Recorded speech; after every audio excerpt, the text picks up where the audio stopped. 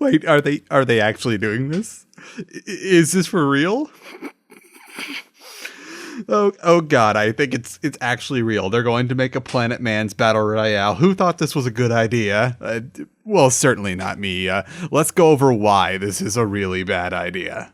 Alright, first things first, to start off, a Planetside Battle Royale isn't a very good idea because Planetside 2, the base game, isn't doing so hot right now. Before this announcement, it was really in a bad spot. Despite its projected 10 to 20 year lifespan, we're at year 6 and it's already kind of obscure in the world of gaming unless there's another controversy or it gets a couple news blurbs because they finally got around to releasing a continent or creating a literal fourth faction out of the 3. And then the news outlets are never going to follow up and say if that content's any good or not because, let's face it, Planet Man's doesn't usually get very many clicks these days. And to double down on that, Planetside 2's press and public outreach aren't very good either. How can I say this? Because, well, I personally would not have known that Planetside 2 had finally gotten around to releasing another continent if it wasn't for the fact that a couple people came into my Discord DMs and started pleading with me to start covering the game again and just in general, please come back to the game, we need more people. No thanks. In case you didn't already know, I used to be something of regular in the Planetside 2 community until an increasingly smaller audience, a decreasing level of enjoyment in the game, and finally a little incident which compelled me to finish whatever projects I had and then just up and quit doing Planetside 2 content led me to just uninstall the game and not look back after that one April Fool's video. I personally consider this a loophole in my swearing off Planetside 2 content because this isn't about Planetside 2. This is about some crappy Battle Royale, which is basically just Planetside 2 assets repurposed. When I did very briefly return to the game to make that April Fool's video, I found that nothing that was a major issue with the game itself had really been addressed, and it wasn't going anywhere fast. There's even fewer people than there were previously when I last played it, to the point of where out of the 4 continents that were currently available for you to play on, you can only do one at a time because there just weren't enough people playing. Now, to the subject matter. Just because Daybreak was the first AAA company to successfully rip off Minecraft Hunger Games doesn't mean that they're well suited to making Battle Royale games. Remember that H1Z1 was a hot mess when it came out, and that it was immediately unseated by the first other game to come out that had Battle Royale, which was PUBG's Alpha. If you think PUBG is glitchy now, let's rewind a couple years ago, and yeah, that's how easily H1Z1 was unseated from Battle Royale. H1Z1's King of the Kill mode had the basic premise of a Battle Royale game, but other than that, the whole game was a magnet for controversy when it came out. Between the whole bit where the airdrops turned out to, yes, have endgame weapons in them for survival mode, and oh, by the way, they will also drop right in front of your feet despite we saying otherwise, and oh, we swear that was a glitch, to the server issues that were so bad they tanked the servers of other games Daybreak was running, and just in general it being a Daybreak buggy mess, this game did not have a lot of brownie points going for it, and if anything, it was saved by the fact that not only did it copy DayZ, but it also copied a very popular mod that ended up becoming a very popular genre of game. It's pretty easy to just assert that Daybreak got lucky by being the first person to adapt a popular mod into a custom game that you can buy. H1Z1 suffers from all the usual foibles of a Daybreak game, like horrible optimization, muddy colors, etc., but it got there first, so it got to enjoy the spoils for a while. And then, of course, as usual, Daybreak didn't really directly address any of the major problems, or their attempts to at least, were ineffectual, and by the time anything else came around, it was too little too late, and King of the Hill tanked, taking whatever edge Daybreak had with it. It was H1Z done. It also currently doesn't help Daybreak's case that everyone and their cousins are slapping Battle Royale modes into their games. Call of Duty has a Battle Royale mode, Counter-Strike has a Battle Royale mode. Basically every major game now has a Battle Royale mode in it somewhere. Hell, the biggest player in the game, Fortnite, was originally a zombie horde game that tacked on a Battle Royale mode for giggles. Everyone is doing Battle Royale modes, so now you may as well not put one in. Personally, I think it's pretty amazing that all these devs, particularly Daybreak, haven't realized that this is basically what MOBAs were 4 years ago and what zombie modes were 4 years before that. This is a golden example of people chasing trends so hard that they forget to think about if the trend was actually going to be a good fit for the game, and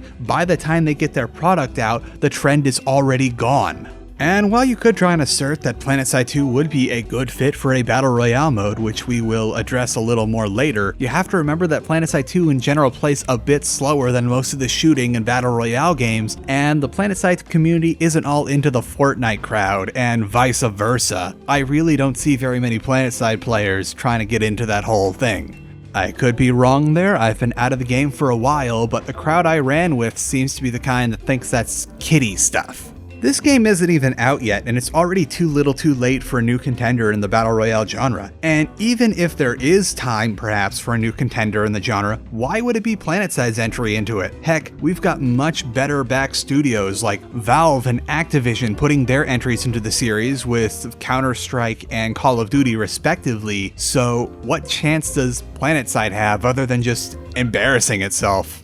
Now, before we get into the particularly nasty stuff, there's something I need your guys' help with. No, don't worry, I'm still not cool enough to be sponsored yet. There's a big question being passed back and forth in my Discord right now that I've decided to leave up to the vote of the people. Do we ban anime from the server? So what I need you to do is, if you aren't already part of the Discord server, click on the link in the description to join, go to general chat, find the pins, and go to the link that will allow you to vote on what we do with the anime situation in our Discord right now. Personally, I'm kind of indifferent, although I did have to place a moratorium for a week after things got particularly bad. Only you can help us decide the most important democratic decision of our generation. So thank you. Back to the matter at hand though. Planetside 2 proper has its own problems that likely aren't going to get addressed now thanks to Daybreak's habit of playing musical developers when it comes to their properties. Whenever something new comes along or something suddenly gets popular, Daybreak takes all their good employees no matter what they're working on and puts them on that topic or that game. Heck, it happened to Planetside 2 before when H1Z1 got crazy popular, and I can totally see them doing it again if they haven't already. Planetside 2 has been limping along these last few years, not being accessible to anything short of a high-end machine even after at least a couple balance passes, and it reeks of ham-fisted monetization from every angle. There was not one but two attempts at implementing loot boxes, ugly cosmetics, XP boosts you can pay for, resource gain boosts you can pay for, paying for weapon attachments, which they swore they weren't going to do, but then I guess rent was coming up soon, so they changed their mind, and everything else in between. You name it, Planetside 2 has tried to monetize it at some point, and it's always had varying results. I remember personally, I was kind of excited for construction to come back until I found out that it had a prohibitively high cert rank needing if you wanted to get anything, or you could just drop about $100 into that sucker and play with all the construction tools. And as I previously mentioned, Planetside 2 just released an entire continent to not a whole lot of fanfare, and now they're adding a literal 4 faction to try and truncate faction pop and balance, and it isn't even addressing all the other things that this game really needs to take a look at, like weapon balance, vehicle and aircraft balance, figuring out the sweet spot for server riot events called alerts, cursing the day they decided to try and appeal to the MLG crowd and ended up blowing all their money on that, screen shake, making anything that isn't the crown fun to fight in. Like, I could go on for like a video the length of the Star Citizen video about all the things that Planetside 2 needs to work on if it wants to be a contender, but I think literally no one on the planet wants this, including me, so we're not. Now finally, let's look at the announcement trailer itself right now and all we have to go with. This doesn't look good at all. If you took out all the titles and graphics, this could have easily been mistaken for some fan trailer montage. Daybreak likely knows how much of a dud they've got on their hands and how much this could be, because they overtly sped up the gameplay at about 18 seconds, and I think they did it a little more subtly at around the 30-second mark too.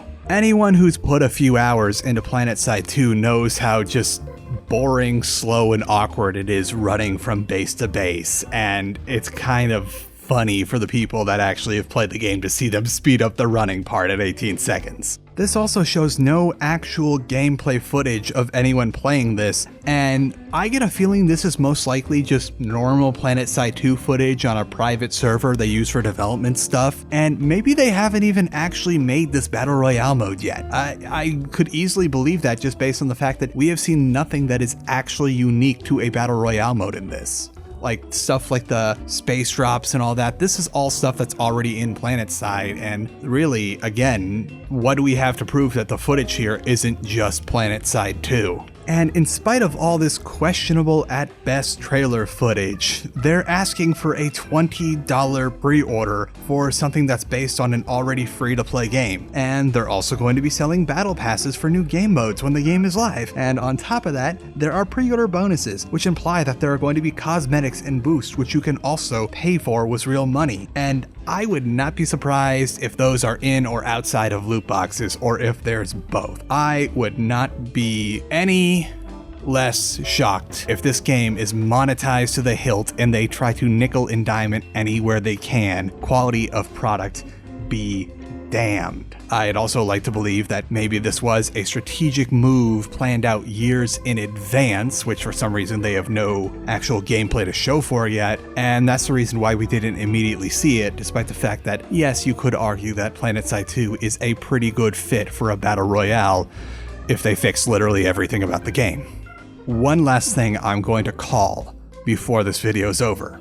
This is going to have something of an advertising budget, and that entire budget is going to be blown trying to get big streamers like Ninja and Dr. Disrespect to play this game. But it's going to blow up in their face because no matter how hard they're paying these types of streamers, they will not be able to force themselves to have fun in this game. And if I'm wrong about that, if it actually does do well and the game starts taking off, I will eat my words, and Yamix and I will play doubles every Friday night I am not working until I have to go back to school and suffer forever. And I wish I'll be wrong about all of this. I really wish that out of nowhere this is an amazing game and that we have a lot of fun with it. But everything that's been presented before me and everything I know about Planetside 2 tells me otherwise. So we're gonna have to leave it at that. Thank you for watching. There aren't really any sources for me to cite in this because this is wild speculation, but have some kitty video anyway. Bye. Why? Why? You are not ramen. You aren't the noodles. Get out. Get out, get out, get out.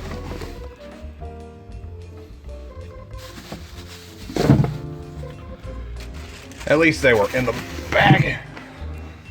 Get out. Get out.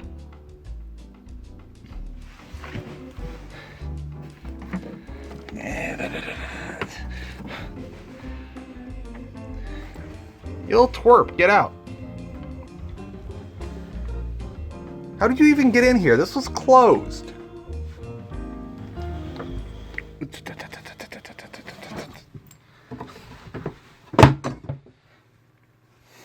No, you cannot go back in.